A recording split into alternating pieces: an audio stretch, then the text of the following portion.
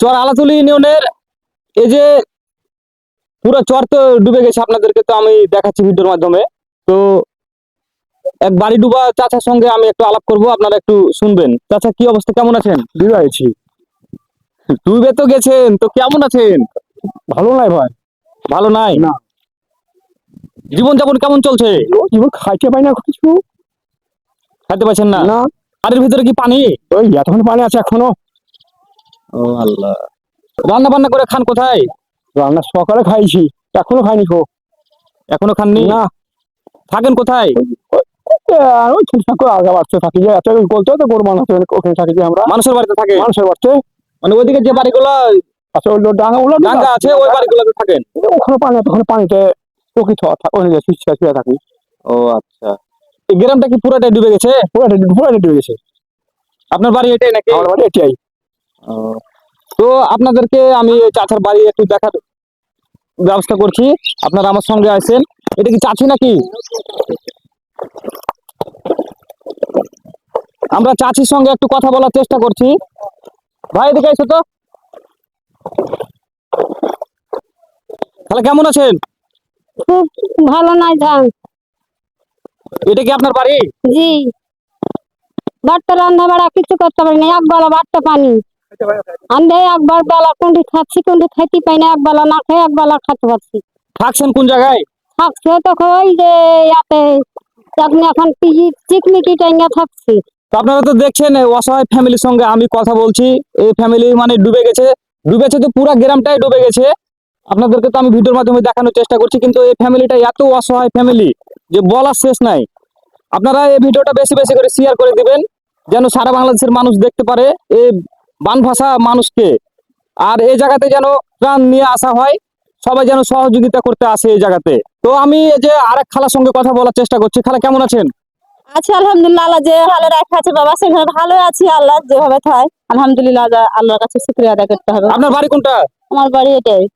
আপনার বাড়ি তো ডুবে গেছে না? আমার বাড়ি এক সপ্তাহ থেকে ডুবে আছে আমার বাড়ি। আর সাপ বিচ্ছুতে থাকা, সাপের জন্য তো প্রতিদিন 5-6টা করে সাপ মারছি, শুধু কামড়াতে আসছে, অনেক পালিয়েছে, অনেক কষ্ট করে থাকতে পারিনি। যে যে এখানে থাকছি মানুষটাকে দেখতে পাচ্ছি, একটু বাড়ি থাকা যায় না, সাপ ফেলেছে, প্রতিদিন 5টা করে সাপ মারছি।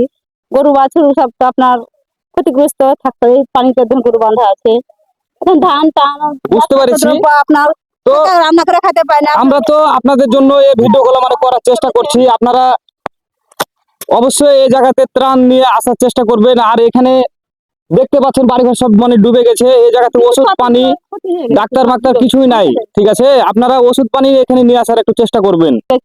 ওষুধ পাওয়া যায় না, ওষুধ পাওয়া যাচ্ছে না? না নৌকা একটা লিয়ে যে মানুষকে লিয়ে যাবে কোথায় একটা ক্লিনিকে হসপিটালে, তা আপনার নৌকা একটা নাই এলাকাতে, যে যাই হোক ধার না করে মানুষ টাকা পয়সা করে দেওয়া নিয়ে যায়, সেই ব্যবস্থাটাই নাই আপনার একটা এলাকাতে, নৌকা না, এত মানে কঠিন অবস্থায় আছে। বুঝতে পেরেছি। দেশবাসীর কাছে আমার একটাই অনুরোধ, আপনারা এসব ফ্যামিলি গুলোর উপরে একটু নজর দেন।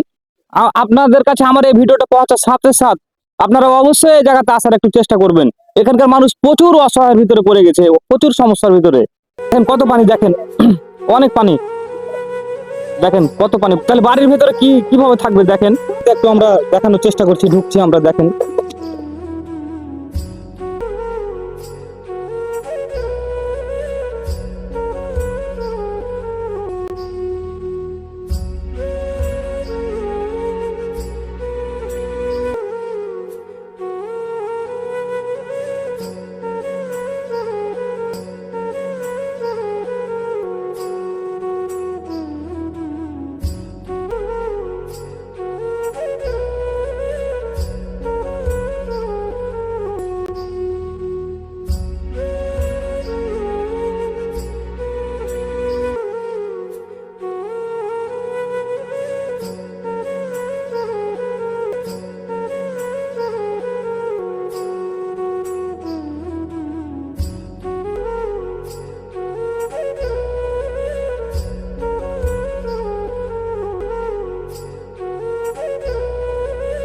তো এই যে আন্টির বাড়ি তো আপনাদেরকে দেখালাম, আন্টির এখান থেকে পানি বাড়িতে বর্তমানে।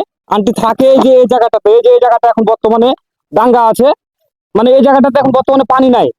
এই জায়গাটাতে এখন আন্টি বর্তমানে থাকে, আন্টি আর ওই আঙ্কেল দুজনেই থাকে।